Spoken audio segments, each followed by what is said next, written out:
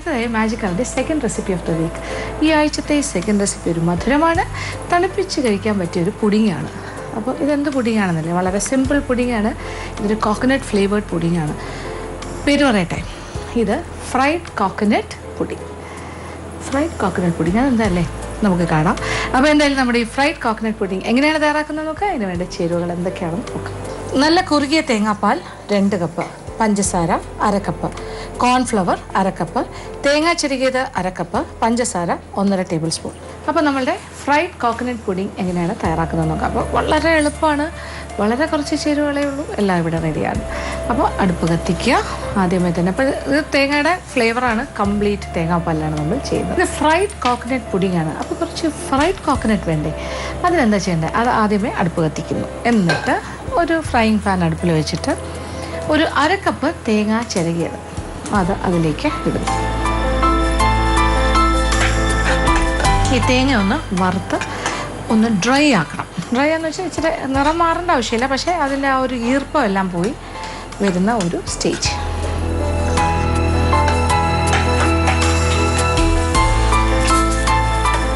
അപ്പോൾ തേങ്ങ ഒന്ന് വാടിയാൽ മതി. അപ്പോൾ ഒന്ന് ഈർപ്പമൊക്കെ മാറി ഒന്ന് വാടി തുടങ്ങിയിട്ടുണ്ട്.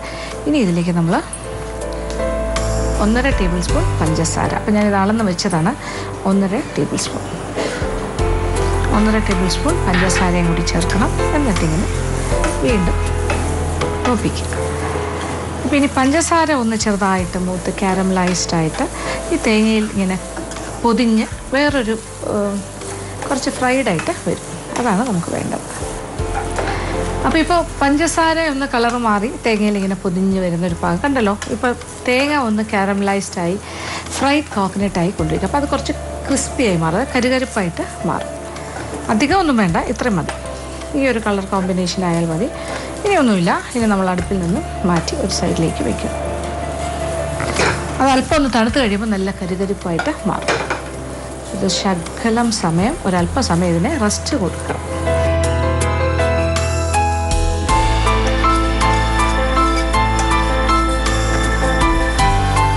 ഇതൊന്ന് തണുക്കട്ടെ.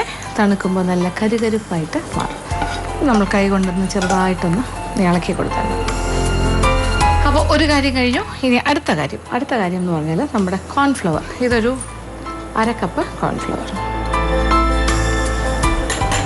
കുറച്ചുകൂടി വലിയൊരു പാത്രത്തിലേക്ക് മാറ്റി.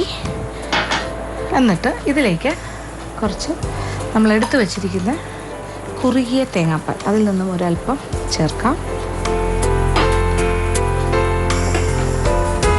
അതൊന്ന് കലക്കിയെടുക്കാം, കട്ടയില്ലാണ്ട് കലക്കാം.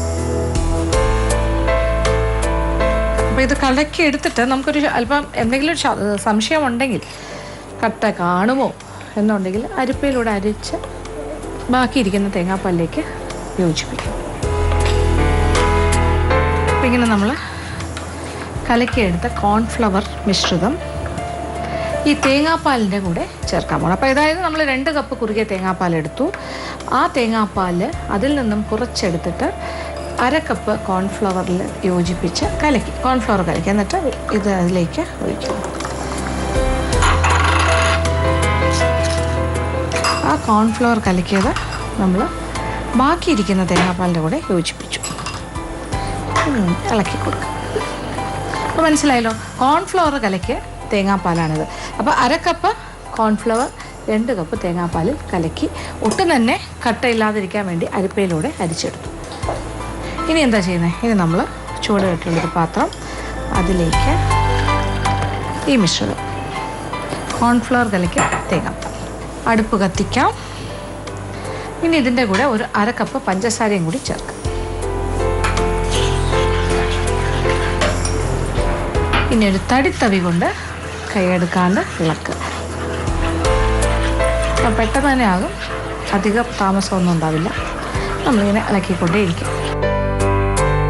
ഇപ്പം നമ്മൾ നേരത്തെ തയ്യാറാക്കി വെച്ച ഫ്രൈഡ് കോക്കനട്ട് ഇപ്പോൾ തണുത്ത് കഴിഞ്ഞു. അപ്പോൾ കണ്ടില്ലേ കരുകരുപ്പ്, ശബ്ദം കേൾക്കുമ്പോൾ മനസ്സിലാവുന്നുണ്ടോ? നല്ല കരുകരുപ്പായി കഴിഞ്ഞു. കൈയെടുക്കാതെ ഇളക്കേണ്ട ഒരു കാര്യം ഇപ്പുറത്തുണ്ട് അടുപ്പിൽ. അതുകൊണ്ട് ഞാനൊന്ന് അല്പം ഒന്ന് തീ കുറച്ചു. ഇനി നമ്മൾ ഈ മോൾഡിലാണ് നമ്മൾ ഈ പുഡിങ് സെറ്റ് ചെയ്യുന്നത്. മോൾഡിൻ്റെ അടിഭാഗത്തായിട്ട് കുറച്ച് ഫ്രൈഡ് കോക്കനട്ട് ഇടാം.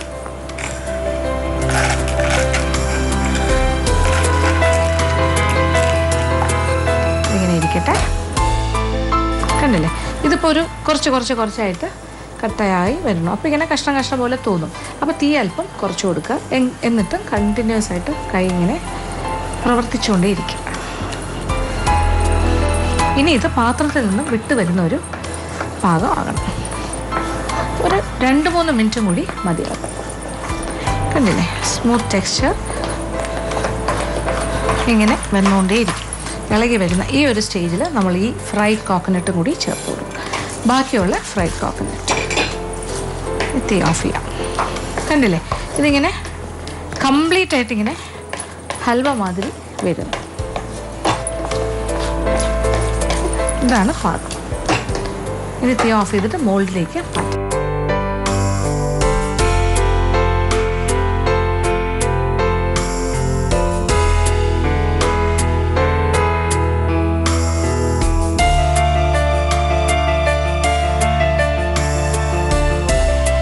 അങ്ങനെ നമ്മൾ മോൾഡിലേക്ക് പുഡിങ്ങിൻ്റെ മിശ്രിതം മാറ്റിക്കഴിഞ്ഞു. അപ്പോൾ മോൾഡിൻ്റെ ഏറ്റവും താഴത്തെ ഭാഗത്ത് കുറച്ച് ഫ്രൈഡ് കോക്കനട്ട് ഉണ്ട്. പിന്നെ ബാക്കി ഫ്രൈഡ് കോക്കനട്ട് എല്ലാം നമ്മൾ ആ എന്താ പറയുക മിശ്രിതത്തിൻ്റെ കൂടെ യോജിപ്പിച്ച് കഴിഞ്ഞു. ഇനി ഒന്നും ചെയ്യാനില്ല.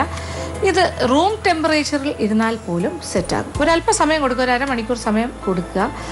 അരമണിക്കൂർ പോലും വേണ്ട, ഒരു 15 മിനിറ്റ് കഴിയുമ്പോൾ തന്നെ ഇത് നല്ലതായിട്ടൊന്ന് ഉറയ്ക്കും. എങ്കിലും കുറച്ച് നേരം കൂടി കൊടുക്കുക. അത് കഴിഞ്ഞാൽ ഈ മോൾഡിൽ നിന്നും വിട്ട് വരും. പിന്നെ അത് കഴിഞ്ഞിട്ട് ഒന്ന് തണുത്ത് കഴിഞ്ഞിട്ട് എടുത്ത് ഫ്രിഡ്ജിൽ വെച്ച് കഴിഞ്ഞാൽ ഫ്രിഡ്ജിലിരുന്ന് നന്നായിട്ട് തണുത്ത് ഇരിക്കും. അത് കഴിഞ്ഞാൽ അതെടുത്തിട്ട് ഡീമോൾഡ് ചെയ്യുക. ഈ പാത്രം എന്താണോ ആ പാത്രത്തിൻ്റെ ഷേപ്പിലായിരിക്കും നമ്മളുടെ പുഡിങ് വരിക. അപ്പം നമ്മളിപ്പോൾ ഞാൻ ഇതിൽ ചെയ്തേ ഉള്ളൂ.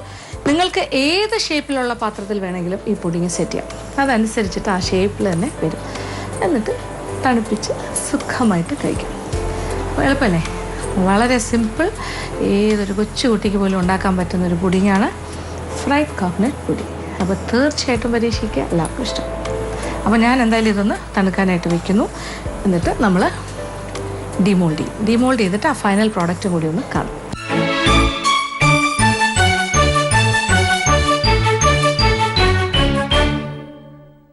അപ്പോൾ നമ്മളുടെ പുഡിങ് ഇപ്പോൾ നല്ല സെറ്റായി കഴിഞ്ഞു. ഇനി എന്താ വേണ്ടത്? ഇനി ഒന്ന് ഡിമോൾഡ് ചെയ്യണം അല്ലേ? അപ്പോൾ നമുക്കൊരു പാത്രത്തിലേക്ക് ഇതൊന്ന് ഡിമോൾഡ്. അപ്പോൾ സൈഡിൽ നിന്നൊക്കെ ഇങ്ങനെ തൊടുമ്പോൾ തന്നെ അറിയാം അതങ്ങനെ സൈഡിൽ നിന്ന് ഈ പാത്രത്തിൽ നിന്ന് വിട്ട് നിൽക്കുന്ന ഒരു സ്റ്റേജാണ്. ഇനി നമുക്കൊന്ന് ഡിമോൾഡ് ചെയ്ത് നോക്കാം.